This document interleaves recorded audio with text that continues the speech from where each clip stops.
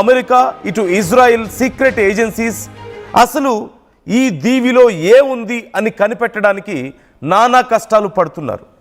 రకరకాల పుకార్లు, అక్కడే ఏవో శక్తివంతమైన ఆయుధాలని ఇరాన్ తయారు చేస్తుందని, లేకపోతే వాళ్ళ ఇంటెలిజెన్స్ వ్యవస్థ అంతా అక్కడి నుంచే పనిచేస్తుందని, లేదంటే ఇప్పటికే తయారు చేసినటువంటి కొన్ని న్యూక్లియర్ వెపన్స్ని అక్కడ దాచిపెట్టారని, ఇంకేవో రకరకాలైనటువంటి ఊహాగానాలు పుకార్లు ఇక్కడ వస్తున్నాయి.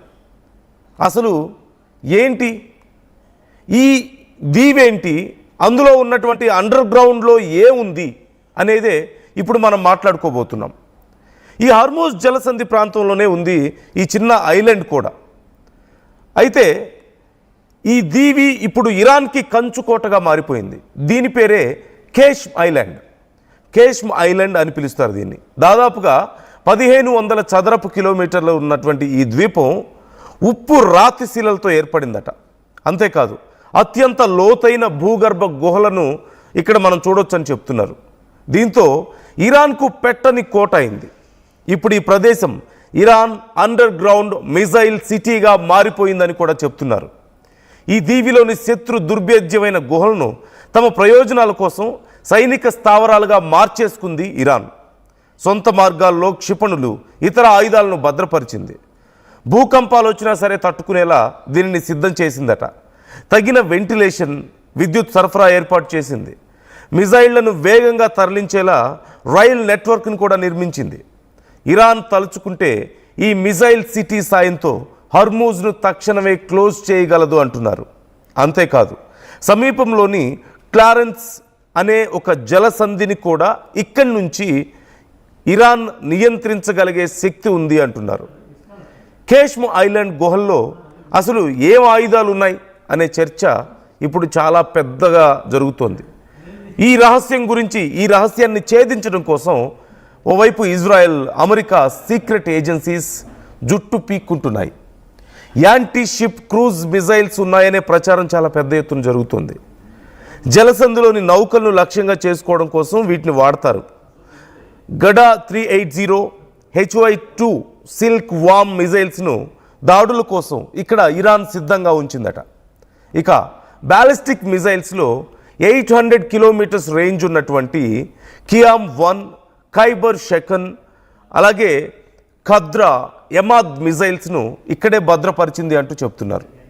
వీటితో పాటు చాలా వేగంగా దాడి చేసే స్పీడ్ బోట్స్, అలాగే ఆ తీర ప్రాంత క్షిపణి బ్యాటరీలు కేష్మ్ ఐలాండ్లోనే ఇరాన్ దాచిపెట్టిందని కూడా చెప్తున్నారు. వాస్తవానికి కేష్మ్ ఐలాండ్పై మార్చి 7న అమెరికా, ఇజ్రాయెల్ దాడి చేశాయి. అక్కడ ఉన్నటువంటి ఉప్పు నీటి శుద్ధి కర్మాగారం టార్గెట్గా ఈ దాడులు చేయడంతో మొత్తం గందరగోళం అయిపోయింది.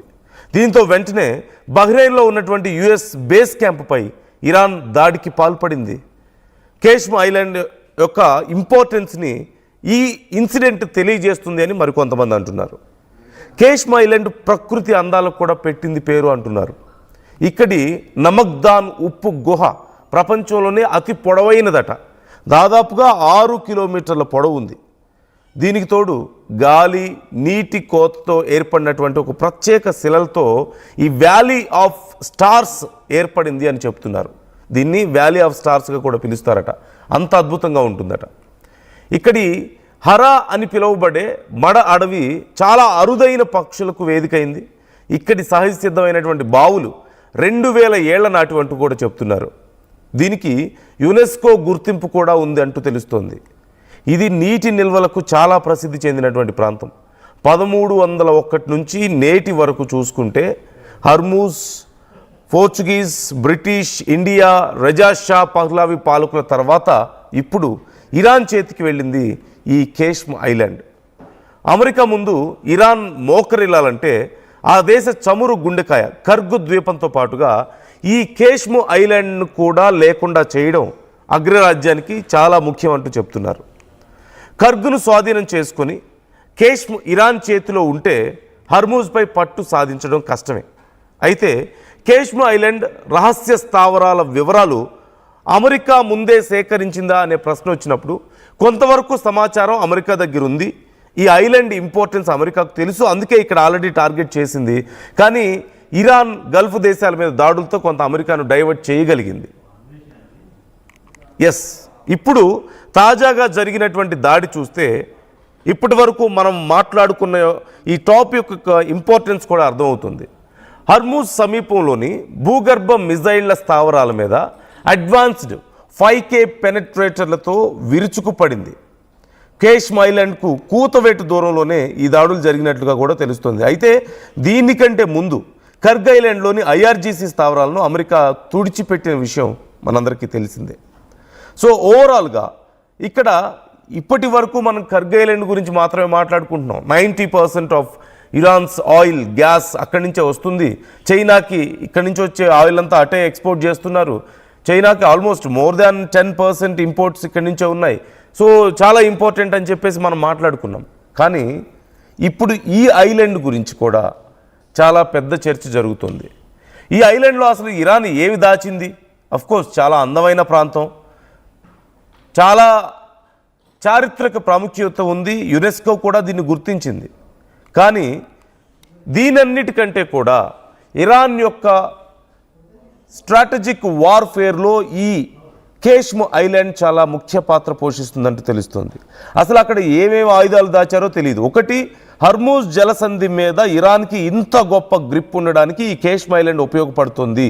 ఇక్కడి నుంచే వాళ్ళ స్ట్రాటజీస్ని అంతా అమలు చేస్తున్నారు. టాక్టిక్స్ని అంతా చాలా ఈజీగా అమలు చేయగలుగుతున్నారు.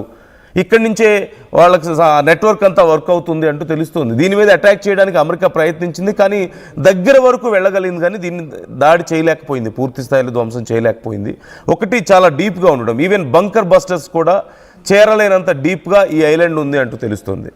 మరోవైపు దీన్ని ప్రాపర్గా ప్రొటెక్ట్ చేసేసుకుంది ఇరాన్. వీటన్నిటితో పాటు అసలు అక్కడ లోపల ఏమున్నాయి? మిజైల్సా? వాళ్ళ నెట్వర్క్ ఉందా? వీటన్నిటితో పాటు న్యూక్లియర్ వెపన్స్కి సంబంధించిన కొంత రీసెర్చ్ కూడా ఇక్కడ జరుగుతుంది అనే అభిప్రాయాలు లేకపోలేదు. చాలా వరకు బయటకు వస్తున్నటువంటి వార్తల్లో కొన్ని ఊహాగానాలు ఉన్నాయి, కొన్ని రూమర్స్ ఉన్నాయి. ఇవన్నీ ఎందుకు వస్తున్నాయంటే ఈ కేష్మ్ ఐలాండ్లో చాలా పెద్ద ఎత్తున రీసెర్చ్ జరుగుతుందట. మనం ఏరియా 51 గురించి సహజంగా వింటూ ఉంటాం. అమెరికాలో ఇక్కడ ఏదో ఏలియన్స్ ఉన్నాయని రకరకాల చర్చలు జరుగుతూ ఉంటాయి కదా.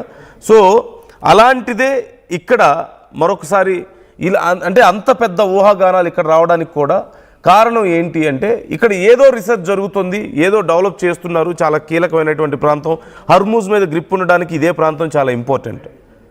కానీ అంతవరకు పరిమితం కాకుండా పెద్ద ఎత్తున ఆయుధాలను ఇక్కడ దాచారు. ఇప్పుడు మనం చూస్తున్నాం, మొదట్లో ఇరాన్ దగ్గర ఇంటర్ కాంటినెంటల్ బ్యాలిస్టిక్ మిజైల్స్